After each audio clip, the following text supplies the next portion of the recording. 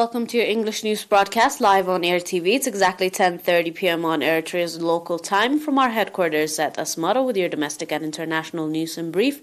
I'm Zahra Badori, but first we'll begin with your major headlines for this broadcast. College of Business and Social Sciences of Ad graduates 654 students. Encouragement to fistula patients and training to vegetable farmers. On your international, Indonesia and UAE reach a trade pact.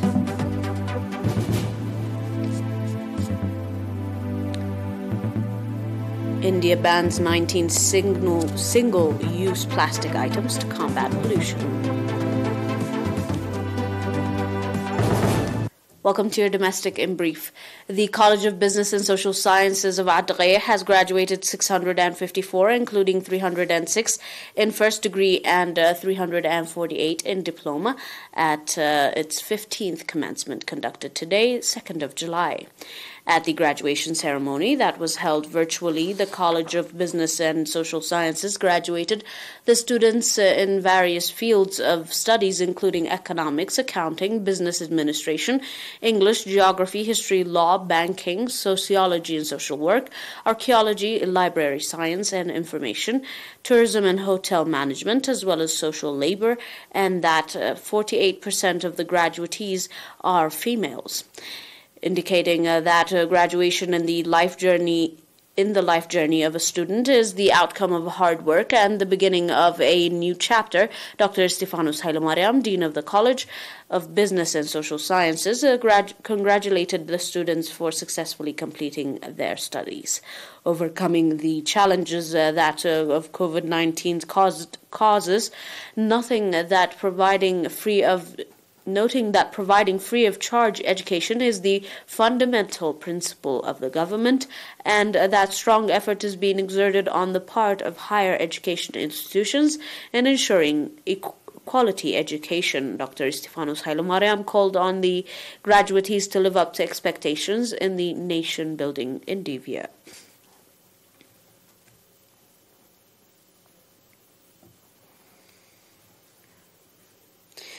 The 11th grade students of Demba Sembel School, organized as Hawinnet Cooperative Association, encouraged fistula patients at Mendefara Referral Hospital. During their visit, the students contributed sanitation materials and clothing worth 15,000 nakfa to fistula patients in the Southern Region Referral Hospital. The students expressed that the objective of the visit was to encourage and extend moral support to the patients. Explaining on the cause and consequences of fistula at the occasion, Dr. Habte Hailemolokot said that fistula is both difficult and costly to treat, and that creates emotional stress on the part of the patients, made a call on the society to play due part in preventing the cause of fistula.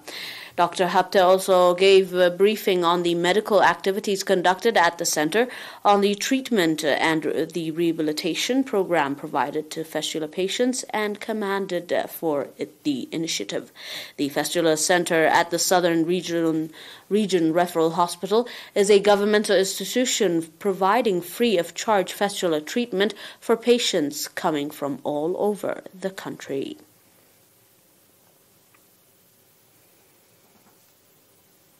On your final domestic, the Office of the Ministry of Agriculture in Ad-Dukhala subzone organized training to vegetables and fruit farmers within the subzone.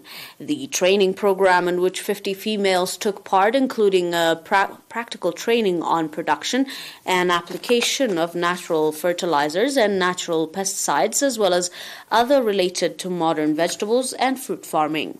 Mr. Takhla Haimanot Tawalda Medhin, seeds control expert, said that the objective of the training was to develop the capacity of farmers and conduct their activities with minimum expenses and boost their production. The farmers, on their part, commanding for the opportunity of training they were provided, expressed readiness to apply the knowledge they received on the ground and play their part in stabilizing the market.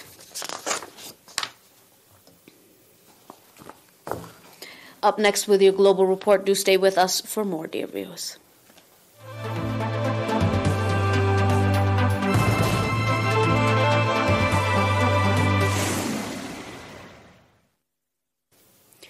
And on your reports on the international line, Indonesia and the United Arab Emirates on Friday signed a free trade agreement strengthening economic ties between the Southeast Asian largest economy and the major oil producer Gulf state. The Comprehensive Economic Partnership Agreement signed in Abu Dhabi will eliminate or sharply reduce duties on most goods traded between the two nations. The accord includes chapters on services, investment, intellectual property rights, and mutual recognition of each other's halal certification. Indonesia's trade ministry reported. There was no immediate comment by the UAE officials. However, Emirati Economic Minister Abdullahi Talks, its Minister of State for Foreign Trade, Tahani Al-Zuwaidi, and Indonesian Trade Minister Zulkifli Hasan are to hold a press conference later on Friday.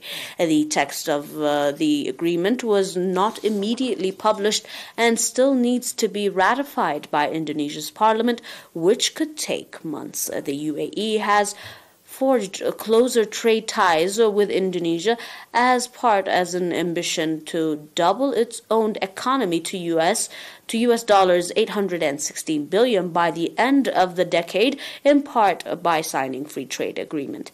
Indonesia, however, and the UAE traded about $4 billion worth of goods with each other last year. The Indonesian Trade Ministry also reported Indonesia's main exports to the UAE are palm oil, jewelry, and precious material, while Emirati exports to Indonesia are mostly petroleum, gas, and non-crude oils, iron, and non-oli steel, according to the Observatory Economic Complexity.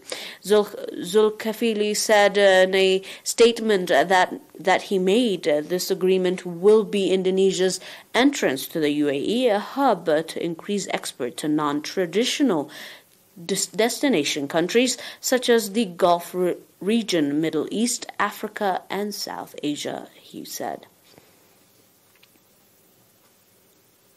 On your final report, India has imposed a ban on single-use plastics on items ranging from straws to cigarette packets to combat worsening pollution in the nation of nearly 1.4 billion people.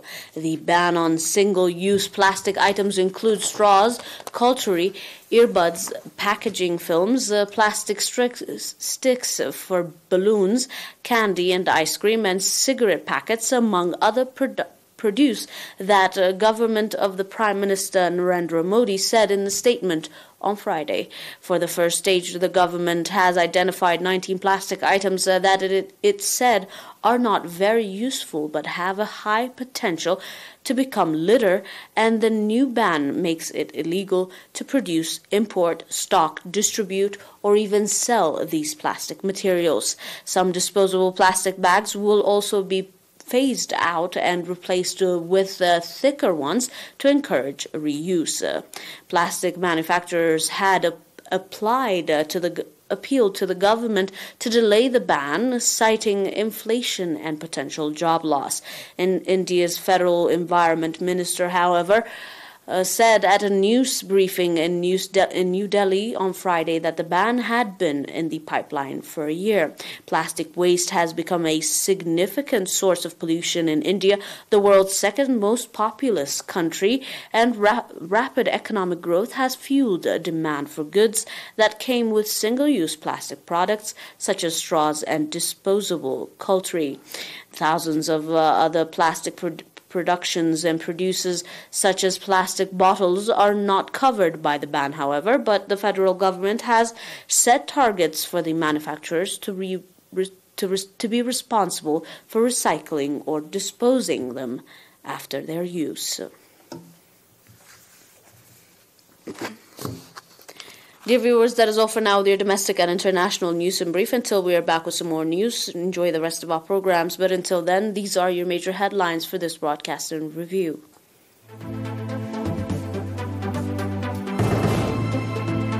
College of Business and Social Sciences of Addaghayah graduates 654 students. Encouragement to fistula patients and training to vegetable farmers. Indonesia and UAE reach a trade pact on your international line. Proceeding with India bans 19 single-use plastic items to combat pollution.